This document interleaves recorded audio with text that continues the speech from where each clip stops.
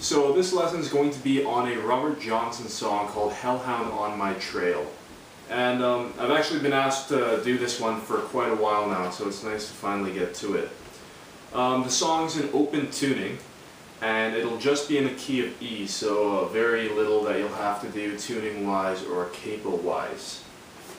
So what I'll do is just go through the song once, and then we'll get into the lesson.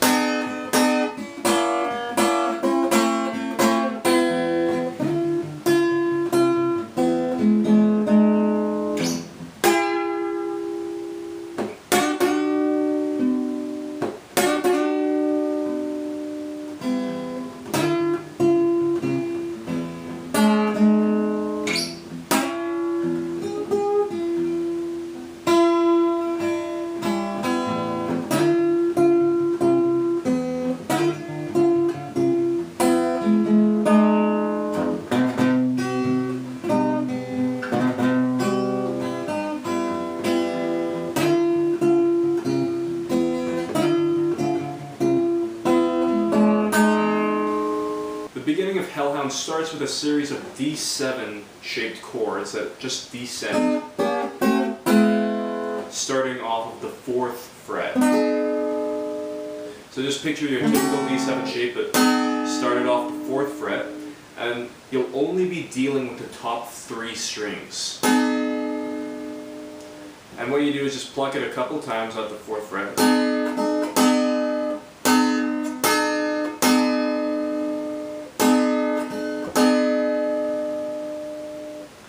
And it ends up being that this 4th string just gets played on the quarter notes. So it ends up being like your bass line, and your top 2 strings end up being your melody. Then what happens is now you go down 1 fret with this same shape and open up the top string.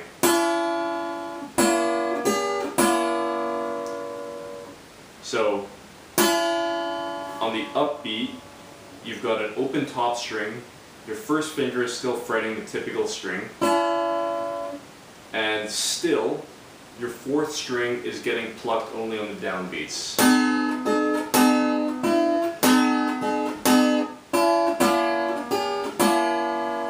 And again, we just move down 1 more fret.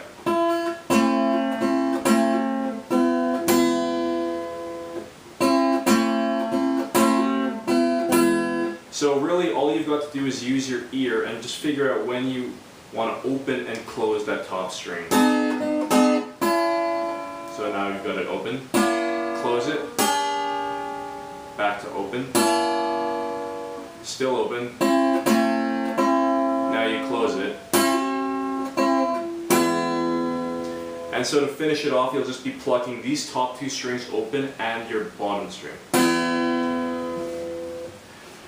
What happens next is just Robert Johnson's little turnaround.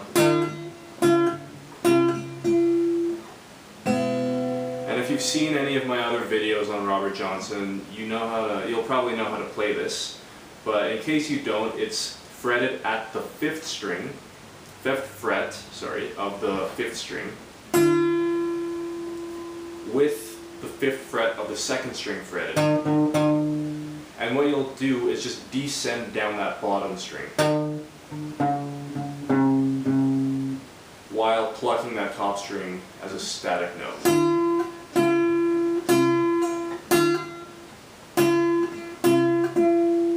Now the only difference with this turnaround and maybe some that you've played before is that he'll finish with a chord shape. So he'll be fretting that 2nd fret of the 2nd string,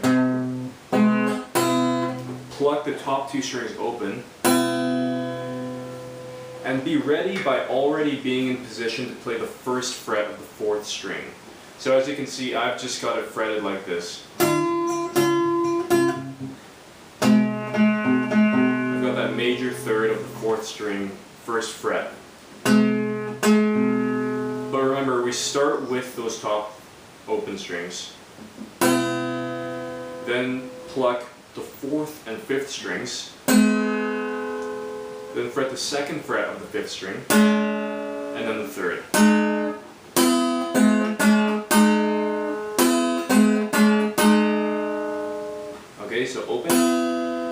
this major double stop, and then second fret of the fifth string now added to that, and then third. All the while you're plucking the bottom, you're plucking the second fret of the second string.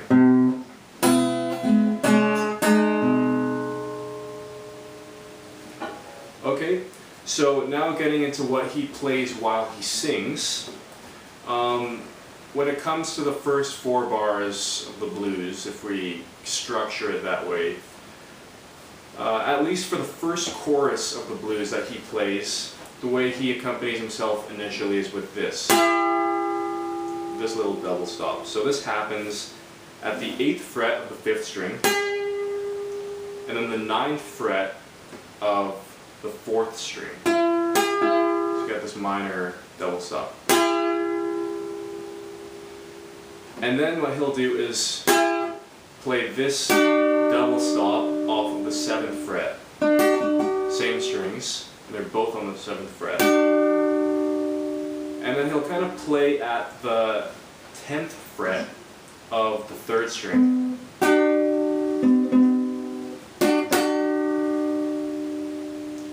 And then just playing a couple open strings. You just play around on the top 2 strings. Then you follow it by playing that turnaround. And this time you'll be playing the same stuff on the treble side. But it's a little easier this time because you'll only have to play the bottom string open rather than the 2nd fret of the 2nd string. So I'll just go over that quickly again. So you got this first double stop, then this next double stop, which is a bar, playing around with that note, couple open strings maybe, then the turnaround,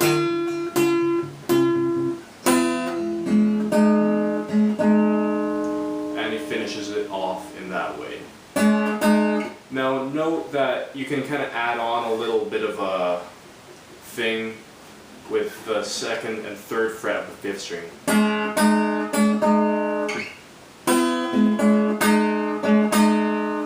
So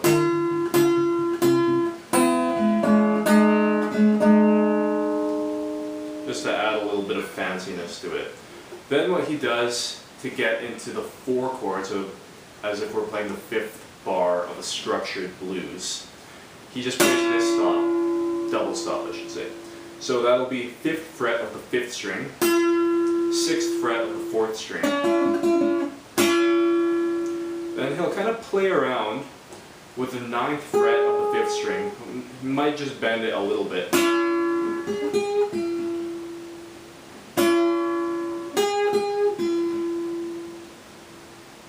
Again, he'll play around on the top treble strings again. Now, at least for the first chorus, first time he goes through it once, he follows it up by doing this thing. So what he's doing is an open top string, then on the 5th string you're kind of going down first on the 5th, then to the 3rd, then to the 2nd. So again.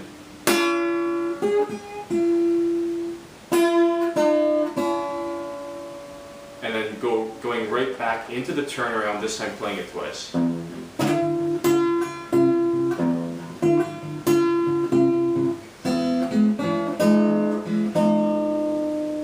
Now a couple things to note there. Number one, like I was saying, he plays it twice over this time. And when he finishes it the first time, he doesn't go to that 2nd fret of the 2nd string, the A string. That's not what he does. He goes into the open bottom string and then repeats it. And then goes back into this chord. Some little fingerstyle thing. Now if you want to be really technical and you honestly can just ignore what I say here, but if you want to emulate what he does verbatim. This time he actually, rather than just doing this stop, double stop,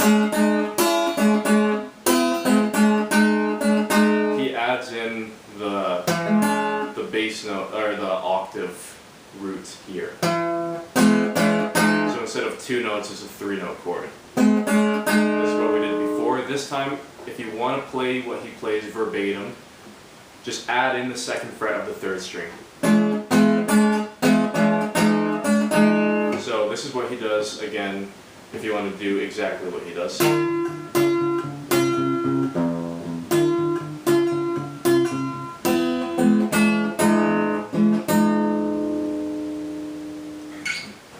To play the turnaround, what he does is just a couple aggressive slides into the 2nd fret of the 2nd string.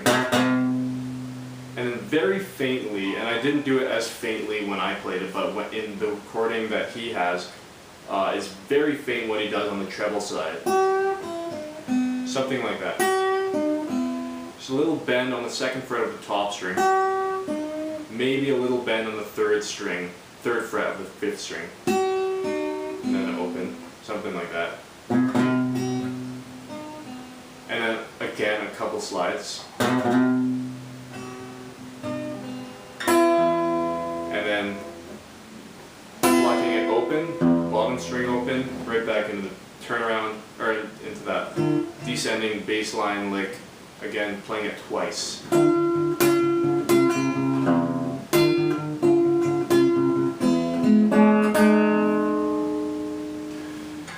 So in general, that's the basic primary licks that he plays, although he will change it up. For instance, in a couple other cycles through, instead of doing this to open up the accompaniment while he sings, he'll do this. Now, this is pretty essential to know, I think. Now we're dealing with the top 2 strings, fretting the 7th fret of the top string, 8th fret of the 5th string, and you'll be bending that 5th string just a little bit. Then going down a fret, moving that shape down 1 fret when he switches to the next line of words.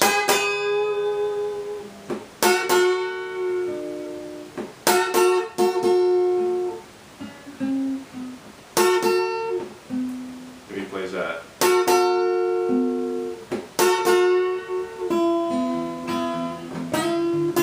Back into the turnaround. Now that's one thing that he might do. Another thing that's very that he plays a lot will be, again, either doing this or opening with this.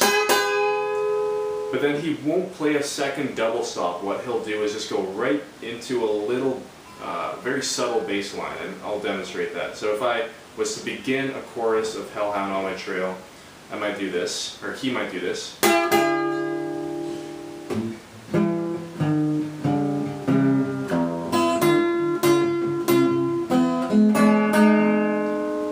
So you'll notice that I didn't play a 2nd double stop figure, or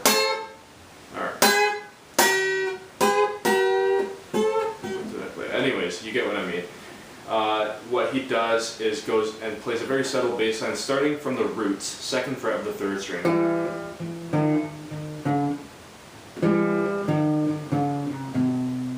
And then he'll play the actual lick.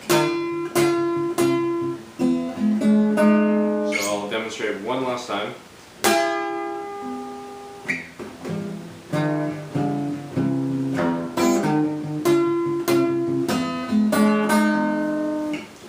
So you can kind of strum with your thumb, and you'll get the right sound. Final note, I'm almost done, I promise. To really get the style, especially that Robert Johnson plays in this song, really, first of all, you've got to start getting comfortable with the style. You've obviously got to get the right notes under your fingers and practice that. Then really think about just playing, just making it all a little grittier, a little dirtier. And what I mean by that, and to get that grittier sound, oftentimes in the Delta blues, that can mean just adding a little more open strings, just peppering open strings around everywhere. And I kind of tried to demonstrate that, for instance, if we're going here.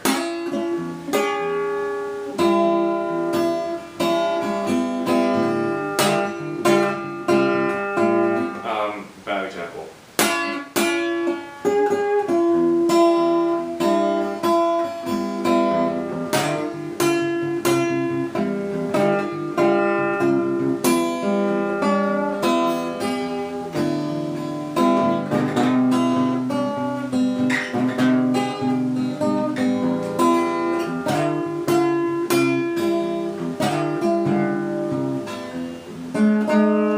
So two bad examples, but you kind of get what I mean, just having little strings ringing out all over the place, as long as they work, and it kind of gives this very eerie, echoey effect that makes it sound like there are more voices in the room or something like that.